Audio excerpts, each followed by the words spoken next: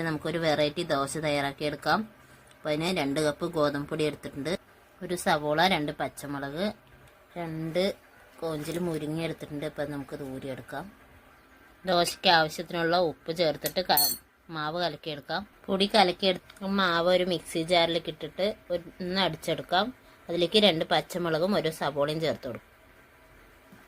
അപ്പോൾ അതൊന്ന് അതിൻ്റെ കൂടെ അടിച്ചെടുക്കാം. 2 സ്പൂൺ വെളിച്ചെണ്ണ ചേർത്ത് കൊടുക്കാം. എന്നിട്ടൊന്ന് അടിച്ചെടുക്കാം. മാവ് അടിച്ചെടുത്തിട്ടുണ്ട്. അതിലേക്ക് ഊരിയ മുരിങ്ങ ചേർത്ത് കൊടുക്കാം. മുരിങ്ങ ചേർത്ത് നന്നായി ഒന്ന് മിക്സ് ചെയ്തെടുക്കാം. വെളിച്ചെണ്ണ തേച്ച് കൊടുക്കാം. വെളിച്ചെണ്ണ തേച്ച് കൊടുത്ത് ദോശ ചുട്ടെടുക്കാം.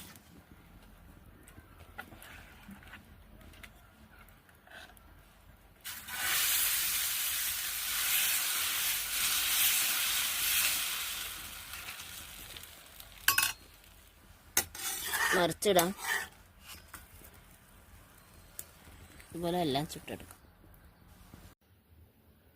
അപ്പോൾ അതാ എല്ലാ ദോശയും ചുട്ടെടുത്തിട്ടുണ്ട്. എൻ്റെ വീഡിയോസ് ആദ്യമായിട്ട് കാണുന്ന കൂട്ടുകാരാണെന്നുണ്ടെങ്കിൽ ഒന്ന് സബ്സ്ക്രൈബ് ചെയ്തുകൂടി ഒന്ന് സപ്പോർട്ട് ചെയ്യണേ. Thanks for watching. അടുത്തുകൂടി ആയിട്ടാണ്. ബൈ.